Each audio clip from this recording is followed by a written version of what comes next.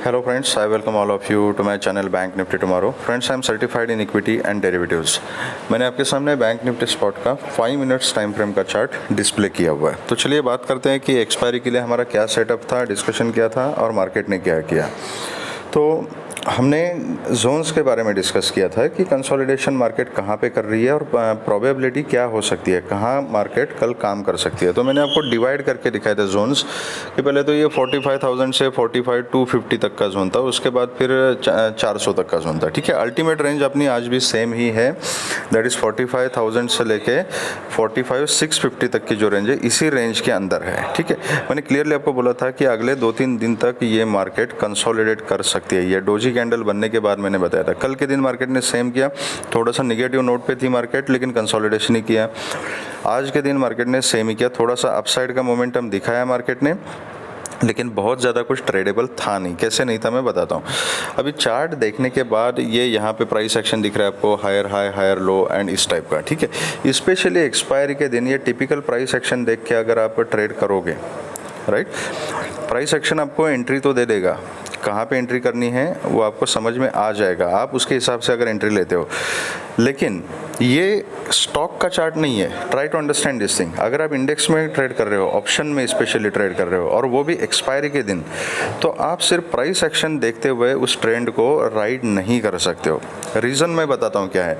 जब भी मैं बताता हूँ ना, कल भी आपको, कल परसों 1-2 दिन से मैं बता रहा हूँ कि जब तक ये मार्केट अभी रेंज बाउंड रहेगी तब तक टारगेट छोटे रखने, 100-150 पॉइंट के आप टारगेट रखिएगा। लेवल टू लेवल काम करना है, मोमेंटम पकड़ना है, टारगेट आ गया वहाँ पे प्रॉफिट बुक करो।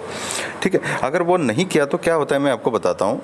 आप कमेंट सेक्शन में बताना कि कितने लोगों ने ये एक्सपीरियंस किया है। सपोज अभी आपने देखा यहाँ से मार्केट ये ऐसे ऐसे कुछ प्राइस एक्शन बना रही है। ठीक है, आप वेट कर रहे हो कि ब्रेकआउट का, सपोज अभी यहाँ पे ब्रेकआउट दे रही है मार्केट, यहाँ पर आपने कुछ एक कॉल की ट्रेड ले ली एंड सपोज उस कॉल का जो प्रीमियम है वो है 100 रुपीज़। ओके, और 100 रुपीज़ के आपने ट्रेड लिए। हमारा डिस्कशन क्या था कि 250 के ऊपर अगर मार्केट निकल जाएगी तो हम कॉल ले सकते हैं एंड अपने टारगेट जो है 380 तक के अपने टारगेट्स हो सकते हैं। अब ये ब्रेकआउट देने के बाद 250 के ऊपर जैसे गई तो यहाँ पे 344 के आसपास मार्केट ने रिजेक्शन ले लिया। ओके, अगर आप यहाँ पे वेट करते रहें कि नहीं और थोड़ा जानी चाहिए मार्केट, और थोड़ा ऊपर जानी चाहिए,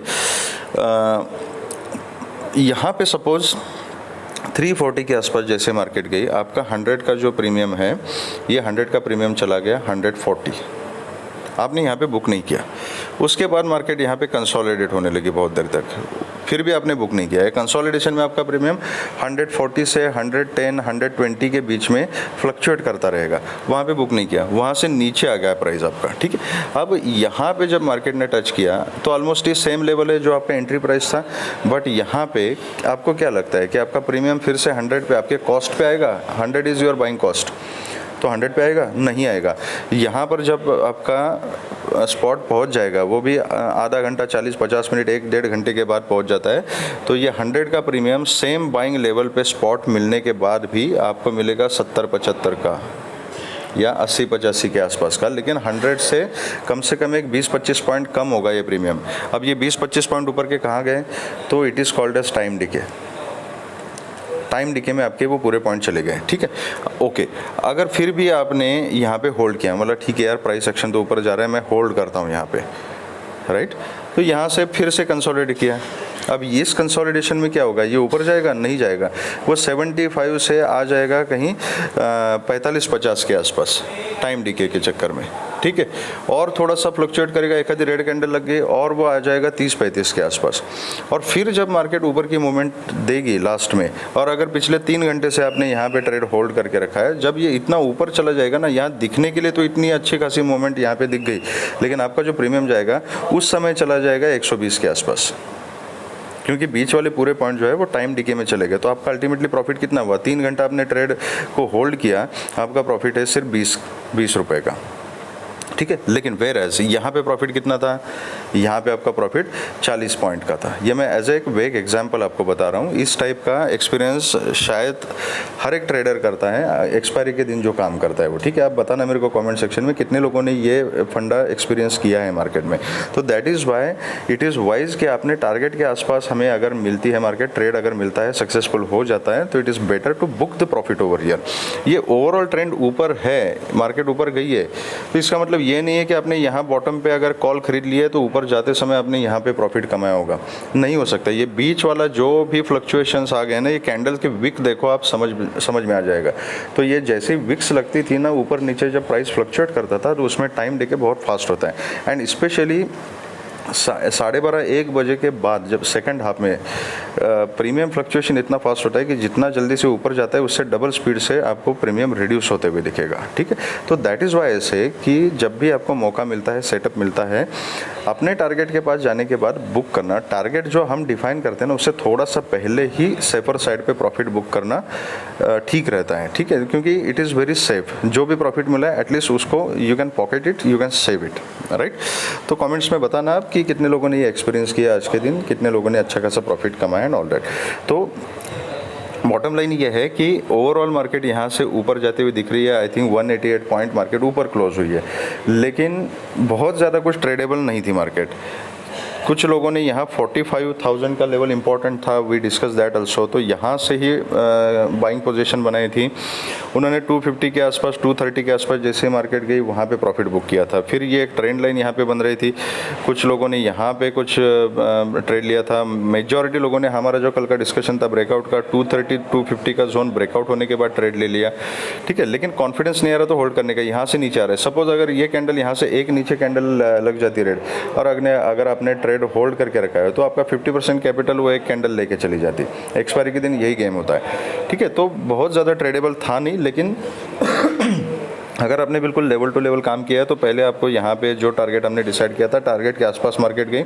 दूसरी बार फिर से अगर यहाँ से किसी ने ट्रेड उठाया होगा तो टारगेट अचीव हो गया, लेकिन उससे ज़्यादा कुछ फ़र्क नहीं पड़ता। ठीक है, तो for me it was not a very tradable market.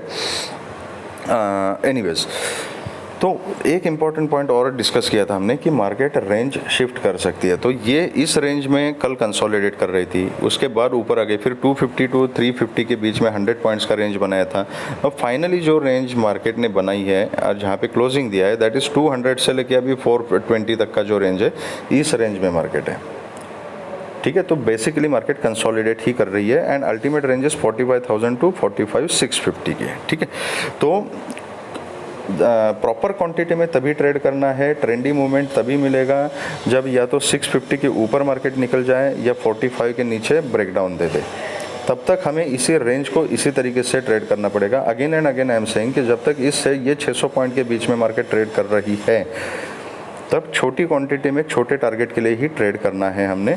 अगर कन्विंसिंग सेटअप नहीं लगता, कंसोलिडेशन लगता है, ट्रैपिंग लगता है, तो ट्रेड में जाना ही नहीं है। That is save your capital. ठीक है, अब कल किस तरीके से काम करना है, तो 45,314 का क्लोजिंग दिया है मार्केट ने। ये एक रेफरेंस के लिए आप ट्रेंड लाइन ड्रॉ कर सकते हो अपने चार्ट के ऊपर, लेकिन इंपॉर्टेंट जो है, ये ट्रेंड लाइन से ज़्यादा इंपॉर्टेंट सभी है दो जो जोन्स है ना, 45 से 200 एंड 200 से लेके 420, ये जो दो जोन बने हैं, दोज आर इंपॉर्टेंट। तो अभी इसको ट्रेड कैसे करना है, अगर कल फ्लैट खुलती है, यहीं कहीं कंसोलिडेट करती है और 420 के ऊपर सस्टेन हो जाती है, तो I will go for a call ऊपर, फिर 530, उसके बाद 630 650 एंड उसके ऊपर सस्टेन हो जाती है तो फिर 730 750 के ऊपर फिर आपको 850 एंड 930 के टारगेट्स ऊपर की तरफ मिल सकते हैं। ओके, यहाँ पे कंसोलिडेट करके नीचे आती है, इस ट्रेंड लाइन के नीचे भी आती है, तो इमीडिएटली मैं पुट की पोजीशन नहीं लूँगा, क्योंकि ये जोन है, ये 200 का।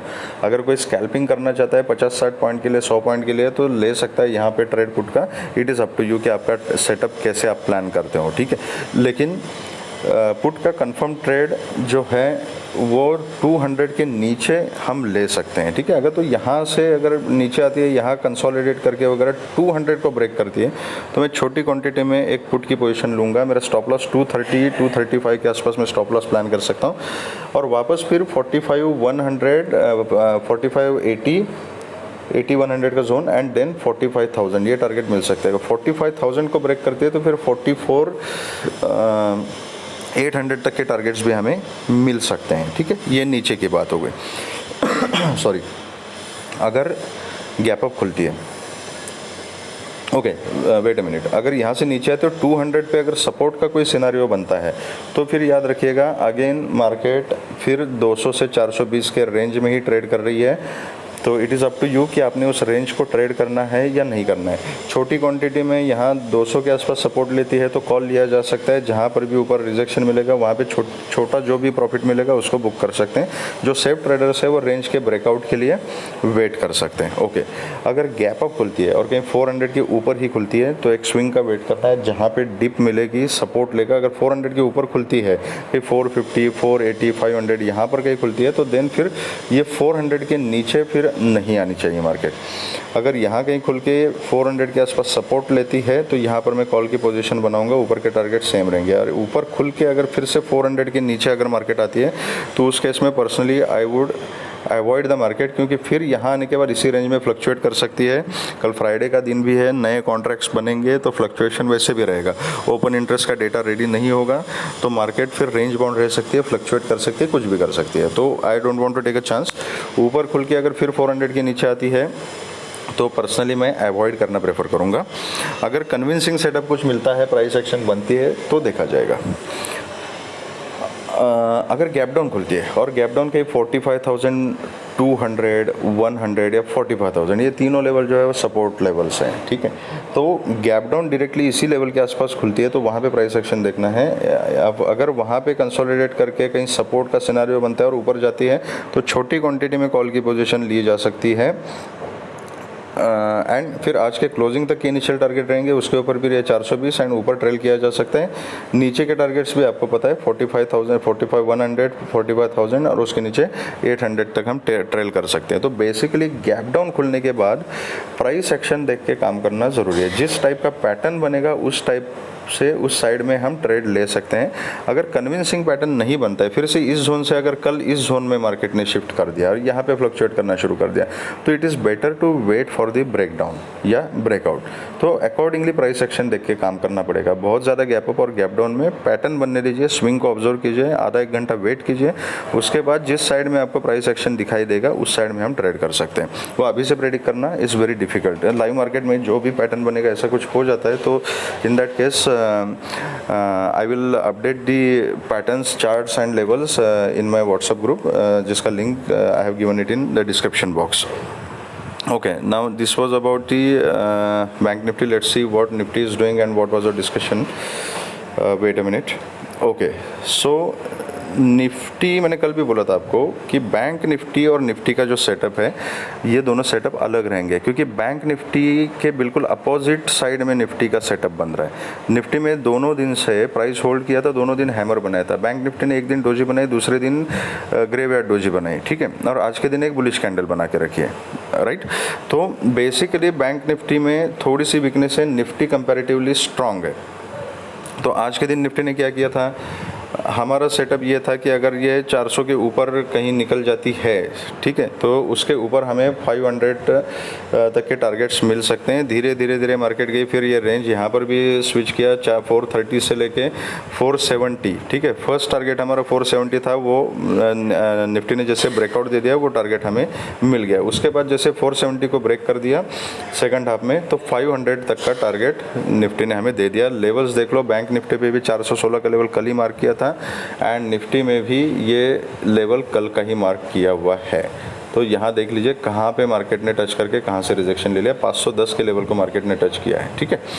तो this is what happens when you interpret the chart correctly. At least clarity आ जाती है कि कहाँ पे मैंने एंट्री लेनी है या नहीं लेनी है, what exactly I am suppose to do. But चलो, किसी ने अगर ये सेटअप फॉलो किया होगा तो ठीक ठाक कुछ प्रॉफिट कमाया होगा, बट अदरवाइज़ ये पूरा जो बीच में कंसोलिडेशन हो रहा था इसमें टाइम डिके के अलावा ज़्यादा कुछ हुआ नहीं। तो निफ्टी में भी अगर किसी ने 40-50 पॉइंट के लिए कोई ट्रेड लिया होगा तो छोटा मोटा प्रॉफिट उसको मिला होगा। अदरवाइज़ बहुत ज़्यादा कुछ प्रॉफिट की उम्मीद आज के दिन निफ्टी से भी नहीं है। अदरवाइज़ ओवरऑल निफ्टी भी ऊपर ही गई है, ठीक है, लेकिन just because it was expiring decay भी फास्ट हो रहा था। आप कमेंट सेक्शन में बताना कि आपका एक्सपीरियंस कैसा रहा है निफ्टी में, ठीक है। अब कल किस तरीके से काम करना है। 19486 is the actual closing. Simple है, अगर 510 के ऊपर सस्टेन हो जाती है I will go for a call. इसके ऊपर जो टारगेट्स रहेंगे 550 560 का जोन, देन 580 600 630 एंड 650 ये टारगेट ऊपर की तरफ रहेंगे। अगर 650 को क्रॉस करती है तो आप ऊपर ट्रेल कर सकते हो। यहाँ से अगर फ्लैट वगैरह खुल के इसी जोन में खुल के अगर नीचे आती है तो नीचे यहाँ पर मैं सपोर्ट का ही सिनारियो देखूंगा कहीं 470 450 के जोन में। अगर यहाँ से भी नीचे आती है तो 430 का जो लेवल है this is a important support zone. तो 430 तक मैं सपोर्ट का ही सीन देखूंगा, या 470 से सपोर्ट लेते आए हुए छोटी क्वांटिटी में कॉल ले सकता हूं, लेकिन यहाँ टारगेट छोटे रहेंगे। कंफर्म कॉल 510 के ऊपर ही बनेगी, ठीक है। अगर 430 के आसपास सपोर्ट लेती है I will go for a call, लेकिन यहाँ पे आके अगर कंसोलिडेट करके 430 को ब्रेक करती है तो फिर छोटी क्वांटिटी में पुट की पोजीशन ली जा सकती है। 370 तक के टारगेट मिलेंगे, फिर 370 345 ये दो लेवल नीचे, उसके नीचे फिर 300 तक मार्केट जा सकती है। ओके, अगर गैप डाउन खुलती है कि 430 के आसपास खुलती है या तो मैं कॉल के बारे में ही सोचूंगा, ठीक है। अगर ब्रेकआउट मिलता है नीचे कंसोलिडेशन के बाद तो मैं पुट के बारे में सोचूंगा, लेकिन खुलते के साथ ही अगर एकदम से धड़ धड़ धड़ धड़ नीचे जाना शुरू कर दिया मार्केट ने तो उस कंडीशन में मैं अवॉइड करूंगा, क्योंकि इससे क्या होगा, वोलेटिलिटी ज़्यादा बढ़ेगी। एकदम से कहीं से भी मार्केट सपोर्ट लेके बायर्स एक्टिवेट हो सकते हैं और रिवर्स भी हो सकती है। तो खुलते के साथ ही अगर ये नीचे का मोमेंटम मार्केट ने कंटिन्यू किया तो इमीडिएटली मैं ट्रेड नहीं लूँगा। एक प्राइस एक्शन के कन्फर्मेशन के लिए मैं वेट करूँगा, एक आधा स्विंग का वेट करूँगा, देन आई विल डिसाइड, ठीक है। अगर सपोर्ट लेती है definitely I will go for call. अगर गैप अप खुलती है और 500 के ऊपर खुलती है तो प्राइस एक्शन देख के काम करना है, स्विंग का वेट करना है, प्राइस एक्शन देख के काम करना है, ठीक है। अगर ये बहुत ज़्यादा ऊपर खुल के फिर 500 के नीचे आती है तो जो रिस्की ट्रेडर्स है, जो स्कैल्पर से पुट की पोजीशन ले सकते हैं, जो लेवल्स मार्क किए हुए हैं अकॉर्डिंगली आपको टारगेट्स नीचे मिल सकते हैं, ठीक है। लेकिन उसमें क्या है, ये थोड़ा सा ट्रेंड के अगेंस्ट होगा। तो अगर आप पुट में कोई ट्रेड ले रहे हो तो बहुत ही स्ट्रिक्ट स्टॉप लॉस के साथ एंड रिस्क को मैनेज करते हुए लेना पड़ेगा आपको। और कन्विंसिंग अगर नहीं लगता है, आपको कॉन्फिडेंस नहीं आ रहा है, it is better to avoid, ठीक है। तो बेसिकली 500 के ऊपर हम कॉल के बारे में सोचेंगे। बहुत ज़्यादा गैप अप खुल के अगर 500 के 510 500 480 के आसपास आके के सपोर्ट लेती है तो कॉल की अपॉर्चुनिटी देखनी है, दैट इज़ बेटर। यहाँ से नीचे आने के बाद भी मैं पर्सनली पुट को अवॉइड ही करूँगा, ठीक है। अगर लेना है तो मंडे के दिन देखेंगे। अगर कल फिर से गिरावट हो जाती है और कुछ बेरिश पैटर्न बन जाता है तो पुट के बारे में मंडे के दिन सोचूंगा, लेकिन कल के लिए मैं यहाँ पे अवॉइड करूँगा, ठीक है। तो अकॉर्डिंगली हम काम कर सकते हैं निफ्टी एंड बैंक निफ्टी में कल के लिए। अगर आपको वीडियो पसंद आया है तो please hit the like button, subscribe the channel and share the video with the maximum people. Live market के अपडेट्स के लिए ग्रुप से जुड़ना है तो व्हाट्सअप ग्रुप का जो लिंक है मैंने डिस्क्रिप्शन बॉक्स में दिया हुआ है। Thank you very much friends and all the very best.